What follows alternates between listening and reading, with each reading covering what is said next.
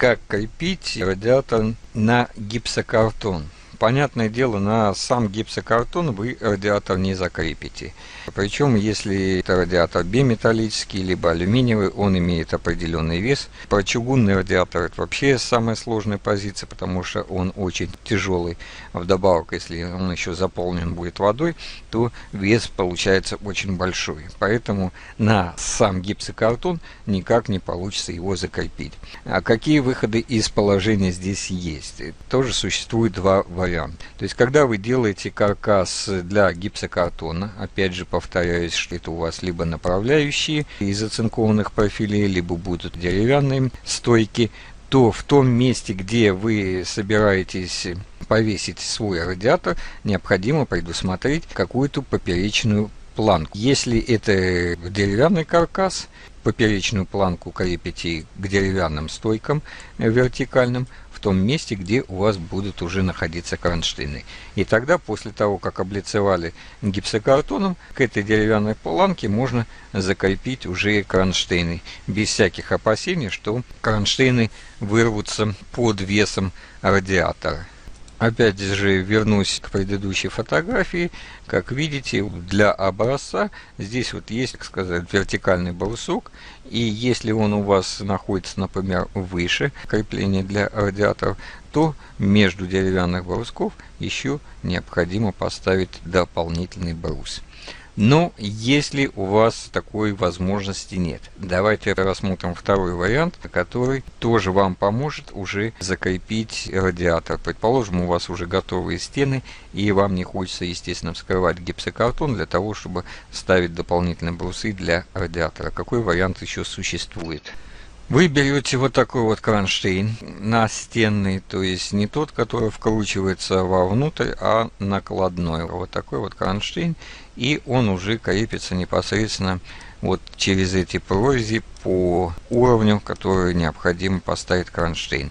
Это называется накладной кронштейн для радиаторов универсальный.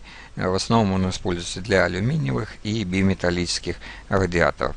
И крепите его к гипсокартону непосредственно уже через бабочки, о которых я говорил. Но такой кронштейн просто-напросто, естественно, не выдержит веса радиатора, и для этого необходимо добавить для радиаторов напольные кронштейны. Вот один из вариантов напольных кронштейнов, вот так вот он выглядит. То есть он непосредственно устанавливается на пол, за счет этих гаек регулируется высота самого кронштейна под радиатор, и вот таким вот образом через этот винт и гайку уже крепится нижняя часть самого радиатора. Существует вот и такой вариант напольного кронштейна.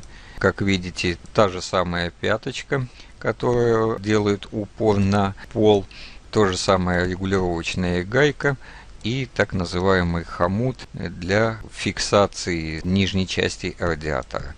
То есть, если вы будете использовать вот такие радиаторы, естественно, основная нагрузка радиатора, его веса будет идти на напольные кронштейны, а радиатор, давайте изобразим, например, вот у вас стена, вот он у вас радиатор, тот настенный кронштейн, который я показывал первый раз, он будет у вас держать радиатор от этой нагрузки, чтобы он не болтался ни туда, ни сюда, а нижний кронштейн у вас будет принимать уже основной вес всего радиатора. Вес радиатора у вас на напольный кронштейн, а вот этот кронштейн у вас просто удержит в вертикальном положении. Но если и такой возможности нету, то в принципе еще существуют вообще напольные кронштейны, которые будут держать полностью ваш радиатор. Давайте их рассмотрим, какие виды они бывают. Вот такие вот напольные радиаторы есть, то есть здесь есть отверстие для крепления полу его, и непосредственно радиатор уже ставится вот в эти так называемые постели, то есть места. И вот через эти отверстия уже крепятся именно те кронштейны, которые будут поддерживать радиатор в вертикальном положении. Есть вот такие вот кронштейны. То же самое, как видите, к полу 4 анкерами крепится. И непосредственно 2 кронштейна уже для того, чтобы повесить. То есть вы ставите к стене вот этот свой кронштейн, и вешаете на него радиатор. Тоже один из способов выхода из того положения, если у вас нет возможности прикрепить непосредственно к стене.